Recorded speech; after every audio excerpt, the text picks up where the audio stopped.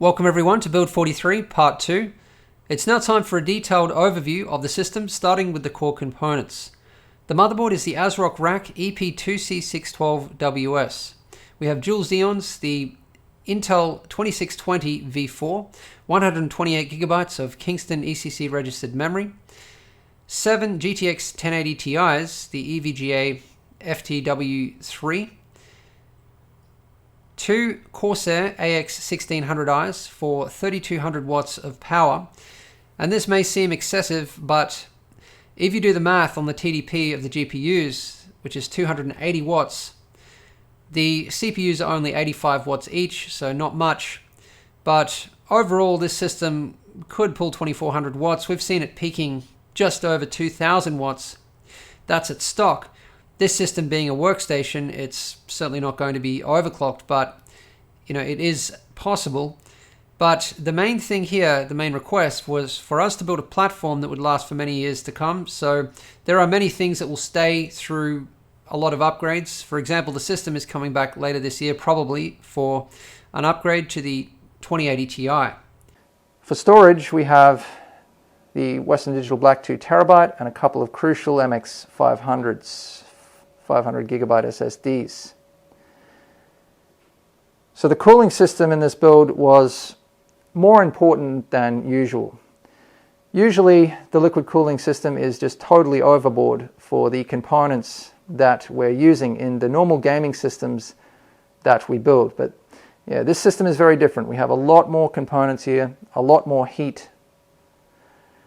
The CPU loop, or CPUs, not so much, because the TDP of these CPUs is only 85 watts. And there's only 4 components in the CPU loop. So that loop is, pretty much overboard with an EK XE360mm radiator. And the fans that we're using, some of the best fans of all time, the Scythe Gentle Typhoon. So I just couldn't help myself here, having those 2 CPUs lined up. I just had to put them in parallel. And there's plenty of performance here for parallel, plenty of flow. This is a very short, clean loop. You would have seen how much flow there was when I filled the loop. So let's just take a closer look at the loops. We have the Protium 150mm reservoir. I'm using the triple port cap, polished acrylic, and the silver ring. Protium polished acrylic D5 with a silver D5 cover, and I'm using silver ethereal jewel reservoir mounts. So the pump and res combos were very important for this build because we needed to be able to fit them into a very small space. And actually the reason that I did this window mod was not for aesthetics, it was completely for practical reasons. Because with the stock 240mm radiator mount that I had with this case, it actually brought the pump res combos too far forward and they were touching the motherboard. So I had to remove it and find another way of mounting them further forward.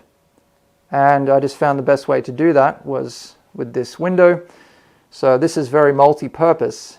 It's mainly to create more space inside of the case, but also for aesthetics at the same time. And we have the Aquarius 6XT as well at the bottom there. So coming out of the pump, we have a 45-degree fitting, which I don't often use. But this was very tight here, and this was really the only way to connect up in parallel. Otherwise, I would have had to have probably used Q fittings or something, like come out like this and then stepped up and gone across like that.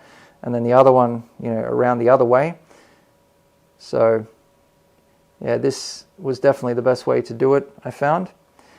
Then we have 90-degree dual rotaries, same on both sides. T-fittings connected with mini D-plugs to the CPU water block. The same thing here. Then I have another T-fitting connected with a male-to-male fitting for the drainage system over there, which is a 90-degree single rotary, mini D-plug and Bitspower mini valve. And that can just be flipped over to face the other direction, and then you can put a barb fitting on it and run soft tube around, down through this hole here and out. I wanted the drainage system to be very much out of the way, compact, and with this full parallel loop, this was the only place that I could put it. There was no free ports anywhere else. And that's it, a very simple loop. That's thanks to parallel. In series, this loop would have been a mess. So that's the benefit of parallel, usually. And for the fill port, I just have a 25mm extension filling straight into the radiator.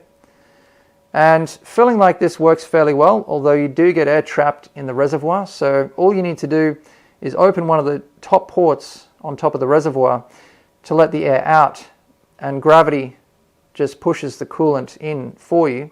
So you keep feeding coolant in the top and then keep letting air out of the reservoir.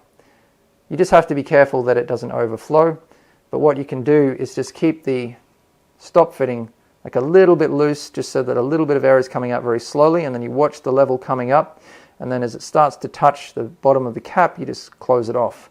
So it's quite easy to do. For the other loop, coming out of the pump, we have a 90-degree single, another 90-degree single, and then going into the GPUs, another 90-degree single. And then over the other side there, we have two 90-degree singles, another 90-degree single going into the top radiator. So that's another XE360mm radiator.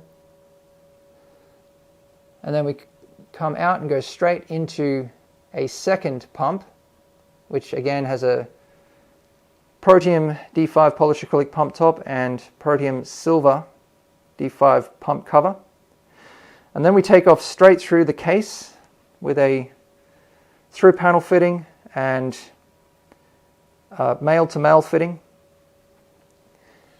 And you're not really going to be able to see what's going on down here, but we have a 30mm extension fitting, 90-degree single rotary, and then quite a complex fittings configuration. We have a 1-inch D-plug, a T-fitting, and then we have the drainage system coming off there, which is again a D-plug, the medium D-plug, a Bitspower mini valve.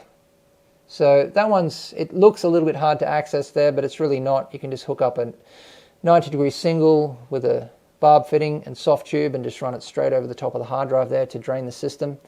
And being at the lowest point, that one works very well. We then have a 90-degree single coming off the T-fitting, another 1-inch D-plug, and then a series of extension fittings, 50mm, 40mm, coming up the back to the side inlet port on the pump top there with a 90-degree single. Obviously you can see the thinking here. We have a single radiator and a single pump for the two Xeons, just due to them only having an 85 watt TDP. And then we have 7 components with a 280 watt TDP to cool. So a completely different matter.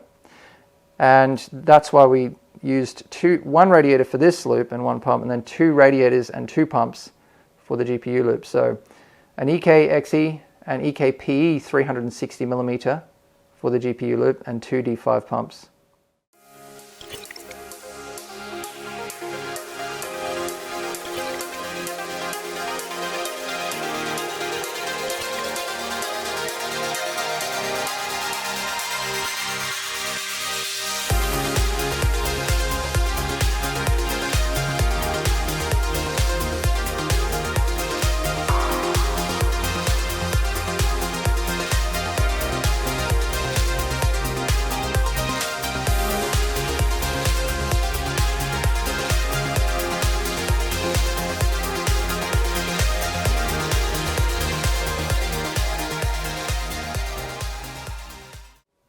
We had to do something different with the cables because it was just too tight to sleeve them. So sleeved cables are about 4 times the thickness of just these 18 gauge bare cables. But we wanted to do something that still looked decent, so we used clear insulation wire, the silver wire. Certainly not as nice as sleeved cables, but this is a workstation, it's a practical system, and it just wouldn't have fit sleeved cables at all. So this one wouldn't have fit over the top of the power supplies because the power supplies go right up underneath the motherboard tray and there's only a tiny bit of space. These two wouldn't have fit here There's a lot of case mods here, which I'll cover shortly. And we have 14 8-pin PCIe cables there that definitely wouldn't have fit down through that gap. So we made some custom cable combs for these with our resin printer. Now the peripheral cables, the rest of the cables, we were able to sleeve in MDPCX XXX white. And there are quite a lot of those in this build. Always with the Aquero you have a lot for managing all of the liquid cooling components. So the 3 Protium pumps are all managed, the RPMs, and all of the fans are certainly managed with fan curves for the 2 loops separately. And I won't go into the configuration for the Aquero, but it's the usual configuration that we do, very silent. We do have enough radiator capacity here for these components. Everything is running extremely cool, you'll see from the test results. So we were able to run the fans extremely slow, 500 RPM, until the coolant really starts to heat up quite a bit. And once you've done a lot of testing, you can find the sweet spots for the fan curves to get maximum performance and also quiet at the same time. But yeah, they don't spin up to 100% unless the coolant gets hot. And 45 to 50 degrees is very hot for coolant. Most of the time our coolant is sitting around ambient in our builds. And that's because these days every system that is built tends to have too much radiator capacity, which is a good thing because it means you can run the pumps and fans very quiet. So you will notice this system is extremely quiet for the type of system that it is, the amount of components that we have here. On this side, I had to do some mods to the motherboard tray, and I didn't figure this out until later, until the build was actually finished and up and running, and then I had to completely tear everything down again because there was so much weight from the GPUs. And also with the mods that I did to this dividing panel, cutting out a whole section of it, it weakened it a bit, so I think it made it even worse. But there was an enormous amount of motherboard tray sag. And not just the motherboard tray, but this entire panel here was sagging. And the motherboard was sagging so badly that the PCB was bent so much that I thought that it would actually damage the board. And it was only getting worse. So yeah, the system was only up and running for a few hours, and then I had to tear it down again to modify the motherboard tray. So the first thing I did, I put an aluminium block, which you can see there. That's aluminium square bar, 10 millimeters thick. It's very strong. And I mounted that off the 360 millimeter radiator side mount because that piece is extremely strong, mainly with the radiator mounted to it.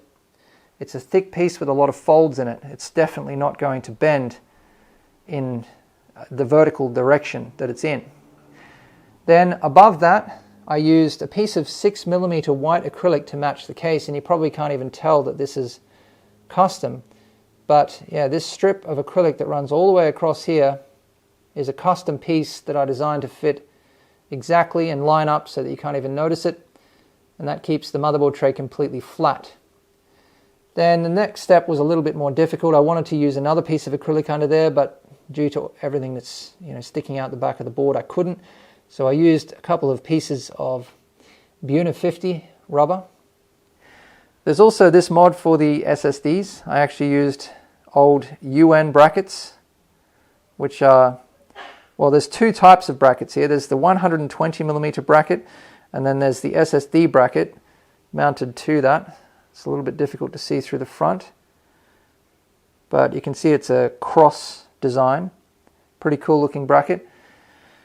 And I painted these red. It's actually a candy apple red over silver flare, silver metallic, all DNA products, with the matte clear again, because the color scheme for this build is red and white, obviously, and the theme is based on the Tesla factory.